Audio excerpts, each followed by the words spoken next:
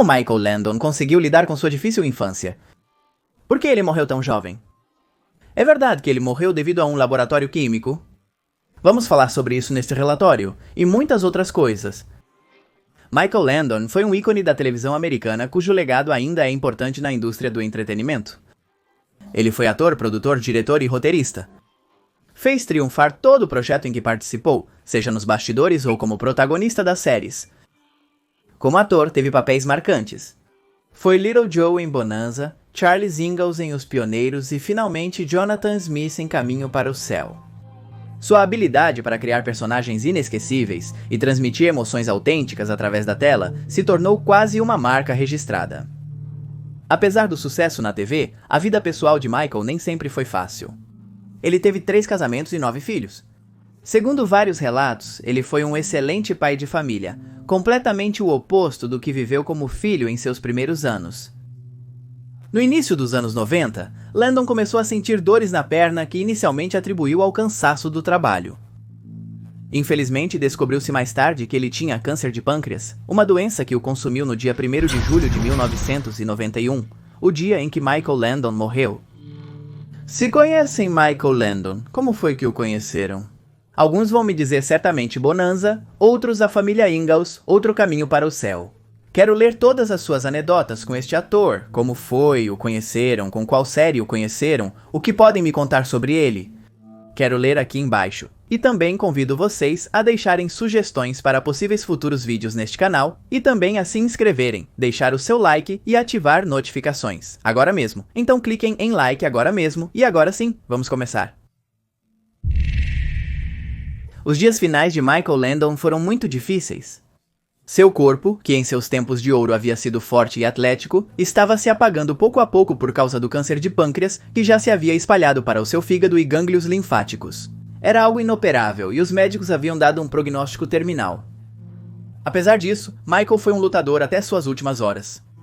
No dia 21 de maio de 1991, um mês e meio após ter sido diagnosticado, foi submetido a uma cirurgia para remover um coágulo de sangue que ameaçava custar-lhe a perna esquerda. A operação foi um sucesso, mas as notícias não foram totalmente encorajadoras. O câncer de Landon progredia rapidamente e seu corpo estava à beira de um colapso iminente. Foi nesse momento que Melissa Gilbert, que havia atuado como sua filha na família Ingalls e era sua amiga fora das telas, foi visitá-lo. Quando ela entrou no quarto onde Landon estava, não pôde evitar sentir uma profunda tristeza ao vê-lo tão frágil. Ele havia perdido muitos quilos, seu cabelo estava branco e sua pele havia empalidecido. Apesar de tudo, seu espírito otimista se manteve até o final. Na véspera de sua morte, ele disse ao seu amigo e colega James Arnes que havia visto a luz proverbial que ajuda as pessoas na transição deste mundo para o próximo. Ele até chegou a visualizar sua própria mãe, que havia morrido muitos anos antes. Mas não vamos nos adiantar. Para entender melhor seu desfecho, é necessário que comecemos pelo começo. Michael Landon nasceu em 31 de outubro de 1936 em Nova York sob seu verdadeiro nome, Eugene Morris Horowitz. Desde pequeno, Eugene teve uma vida complicada.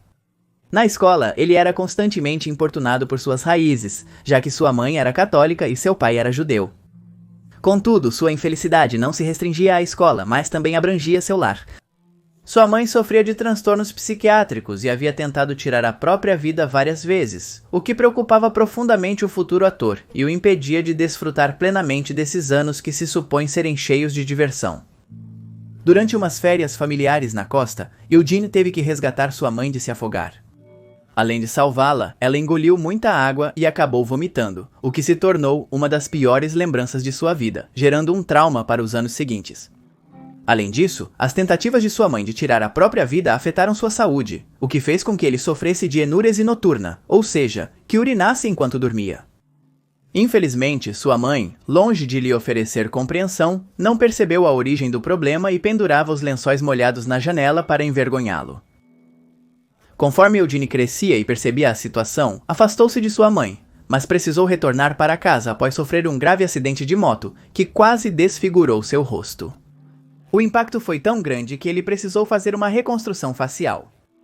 Felizmente, o trabalho foi excelente. Ele nunca pensou naquele momento que se tornaria um dos galãs mais importantes da televisão da época. Em 1954, ele terminou o ensino médio. Com uma bolsa esportiva, ele se mudou para a Califórnia para continuar os estudos na Universidade da Califórnia em Los Angeles. Naquela época, Eugene bateu o recorde de lançamento de dardo, o que abriu as portas para ele obter outra bolsa, desta vez da Universidade do Sul da Califórnia. Seu caminho para o sucesso nessa disciplina estava claro. E assim ele se despediu dos pais e partiu em busca de mais medalhas e troféus. A bolsa de estudos garantia sua educação e oportunidade de se destacar na carreira esportiva. No entanto, seu sonho não durou muito devido a uma queda ruim que resultou na ruptura dos ligamentos do braço. Essa lesão encerrou sua bolsa de estudos e seu futuro como atleta. Tudo ficou escuro para ele novamente. Nesses momentos de total incerteza, ele conheceu o amor de sua vida, Dudie Livy Fraser, que se tornou sua primeira esposa depois que se casaram em 1956. O casal teve 3 filhos, e na família não faltava amor, mas sim dinheiro. E Michael então pensou por um longo tempo o que ele poderia fazer para trazer à mesa o tão desejado prato de comida. E a resposta apareceu logo, quase como um truque de mágica. Eugene entrou no mundo do entretenimento fazendo anúncios publicitários e pequenos papéis secundários em filmes. No entanto, havia um problema. Ele não gostava do seu nome. Ele pensou em mudar e lembrou-se de quando sua mãe abriu a Bíblia aleatoriamente para saber o que Deus lhe dizia. Ele imitou este método, porém utilizou uma lista telefônica no lugar da Bíblia. Ele abriu a lista e colocou o dedo em um nome, Michael Landon. Ele pronunciou o nome e soube que era o seu. Dessa forma, Eugene Maurice Horowitz ficava para trás junto com todos os seus traumas. No entanto, algumas batalhas o esperavam pela frente. Michael continuou trabalhando no que podia, sobrevivendo com papéis pequenos como ator coadjuvante ou figurante. Em 1959, a carreira de Michael mudou radicalmente graças ao seu papel na bem-sucedida série Bonanza, que durou 14 anos e lhe trouxe fama internacional. Para contextualizar o cenário da carreira de Landon, é fundamental explicar o fenômeno desta série peculiar. Na segunda metade dos anos 50, a TV a cores ganhava popularidade nos Estados Unidos da América, mas a oferta de conteúdo era escassa e de baixa qualidade. A rede NBC era naquele momento propriedade da empresa eletrônica Radio Corporation of America. A Radio Corporation of America queria vender televisores, e a melhor forma que encontraram para fazer isso não foi através de publicidade, mas oferecendo um serviço. Seguindo esse planejamento, o produtor e roteirista David Orthot foi encarregado de buscar ideias para um programa de 1 hora, onde a cor fosse um elemento fundamental, levando em consideração que naquele momento o western era o gênero preferido do público. A decisão foi clara. A estreia de Bonanza chegou em 12 de setembro de 1959, mas não foi bem aceita pelo público. Uma temporada completa e a inclusão de convidados foram necessários para o funcionamento. Depois de várias ameaças de cancelamento, finalmente o público se conectou com a série. Quando Bonanza se tornou um sucesso, não só novas temporadas foram planejadas, mas a publicidade também ganhou mais valor. A decisão funcionou não só para vender TVs. O faturamento aumentou proporcionalmente à classificação, tornando Bonanza um grande negócio para todos, especialmente os atores. Tempo depois, quando a prosperidade econômica que Bonanza lhe proporcionou já era um fato, a Landon teve que lutar contra suas dependências. O álcool e os tranquilizantes o acompanharam por vários anos. Porém, isso não extinguiu seu amor pelo espetáculo. Sua habilidade para observar e aprender levou-o a se envolver no processo criativo da série. Contribuiu na escrita e direção de diversos episódios. No entanto, após 14 anos, a bonança acabou para a bonança. Neste período, Landon se separou e reencontrou o amor. Após seu primeiro casamento fracassado, ele se casou com Marjorie Lynn Noh, com quem teve 4 filhos. O casamento de Landon e Marjorie terminou em 1980, após muitos anos juntos. Seus filhos, por outro lado, herdaram em parte o amor de seu pai pela tela.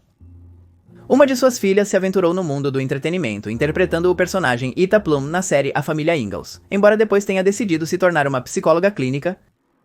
Outro de seus filhos optou por seguir uma carreira na indústria do entretenimento e foi reconhecido por seu trabalho como escritor, produtor e diretor, especialmente pelo filme e série de televisão da Hallmark, When Calls the Heart. Seus filhos continuam sendo amados e lembrados por muitos até hoje, assim como seu pai, que nunca ficou parado e sempre buscou se renovar, como veremos a seguir. Apesar de ter perdido o emprego, Landon não se preocupou. pois sabia que continuaria no ambiente. Essa segurança se concretizou em 1974, quando criou a popular série Os Pioneiros, baseada em romances. Na série, Landon interpretou o personagem principal, Charles Ingalls, um norte-americano modelo que rapidamente conquistou a audiência por sua bondade e nobreza. Landon tinha total controle artístico sobre seus programas. Ele deu uma grande carga emocional ao seu personagem, o que lhe permitiu projetar cenas para mostrar seu físico e gerar emoção nos espectadores, de maneira nada lenta.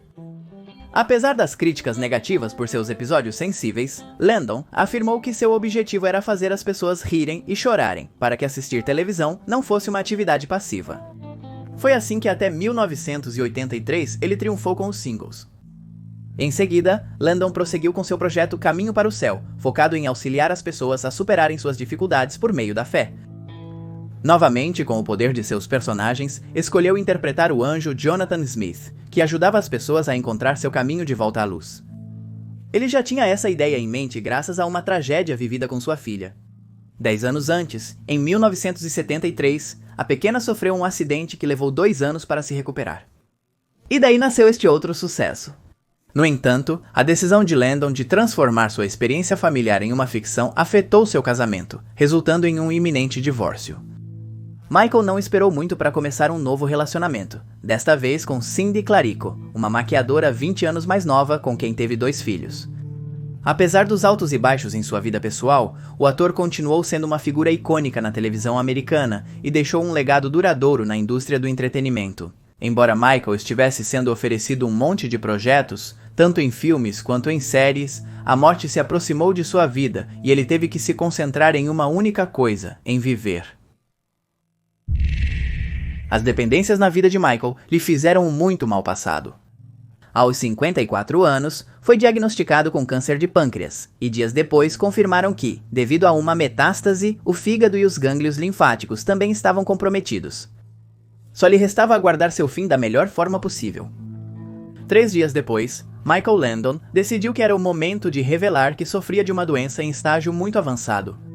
Entre suas palavras, deixou muitas mensagens claras, mas as frases que ainda permanecem no ar foram: 2 coisas podem acontecer comigo, que eu ganhe ou que eu perca, e eu estou preparado para ambas. Apesar dos tratamentos de quimioterapia, o prognóstico era desanimador. Apesar de tudo, ele soube lidar com isso com calma. Acreditava que ter um bom senso de humor nessa fase era fundamental. Além disso, ao mesmo tempo, manteve a chama da constante luta que sempre o caracterizou. No dia 21 de maio de 1991, Landon foi operado com sucesso de um coágulo de sangue, mas depois, sua saúde nunca mais foi a mesma. E assim, nossa história volta ao começo. No dia 1º de julho de 1991, Michael Landon morreu aos 54 anos em sua casa em Malibu devido a uma falha generalizada em seu organismo. Seu patrimônio naquele momento alcançava os 100 milhões de dólares. O funeral ocorreu em local privado, pois a família não desejava um circo midiático. No entanto, informações vazaram e alguns se aproximaram para se despedir. Apesar da presença da mídia, só os helicópteros fotografaram a cerimônia. Depois de formar um vínculo tão forte ao longo dos anos na série, a família de Michael e o produtor da família Ingalls pediram a Melissa Gilbert que fizesse um discurso na cerimônia. Melissa havia dado vida a Laura Ingalls na ficção. Apesar de sobrecarregada, ela assumiu a responsabilidade da tarefa. Melissa preparou tudo o que tinha para dizer, e no dia do evento compareceu com seu marido para se despedir de um de seus melhores amigos. Ela até chegaria a dizer que Landon era quase um pai para ela. Ela esperou sua vez de falar e quando foi chamada ficou extremamente nervosa. Subiu na plataforma elevada com um nó na garganta. Olhou para todos os presentes, fixando o olhar em alguém que lhe trouxe tranquilidade. Essa pessoa era o presidente Ronald Reagan. Melissa se concentrou em falar apenas com ele, e assim, conseguiu dizer suas palavras sem chorar. Recentemente foi publicado um relatório sobre os possíveis gatilhos da doença que causou a morte de Michael Landon há mais de 30 anos. A pesquisa se concentrou na proximidade do set da famosa série Os Pioneiros em relação ao laboratório de Santa Susana, localizado a apenas 15 milhas de distância. Segundo o Departamento de Controle de Substâncias Tóxicas da Califórnia, em 1959 ocorreu um colapso parcial de um reator nuclear no mencionado laboratório. A série foi gravada durante 9 anos neste local, o que levou a especulações sobre se a exposição à radiação e a poluição ambiental poderiam ter sido um fator determinante na doença que Landon sofreu. Os cientistas descobriram que o laboratório de Santa Susana foi o local do pior desastre radioativo da história dos Estados Unidos, e que anos de contaminação provocaram uma epidemia de câncer na área. De acordo com um dos patologistas forenses envolvidos na investigação, os estudos concluíram que a contaminação ambiental foi responsável por até 2.000 mortes relacionadas ao câncer e levou a um aumento de 60% em câncer de pulmão, bexiga, rim, fígado, sangue, gânglios linfáticos, vias digestivas superiores, entre outros. É possível que nunca saibamos se a morte de Michael Landon foi causada pelos erros deste laboratório. Mas o que sabemos é que seu legado na indústria do entretenimento é inesgotável. Em todas as séries em que trabalhou, escreveu sob os auspícios de produtor, deixou uma marca indelével, uma marca que provavelmente perdurará por algumas décadas a mais. E até aqui a história de Michael Landon. Espero que tenham se interessado por esta história que estivemos contando hoje. Estamos revisando a vida de vários artistas da televisão dos anos 60, 70, 80. Então, se tiverem sugestões a respeito disso, podem deixá-las aqui embaixo nos comentários que vamos estar lendo tudo o que vocês postarem. Também convido vocês a deixarem seu like, se inscreverem se ainda não o fizeram e a ativarem notificações. Vou deixar um par de vídeos aqui para que continuem fazendo maratona. E sem mais nada a dizer, me despeço. Meu nome é Magnum Mephisto e nos veremos certamente na próxima. Adeus Exploração 10, meu primeiro livro. Já está disponível em todas as livrarias. Deixo o link aqui embaixo para que você possa conseguir em formato físico e em e-book.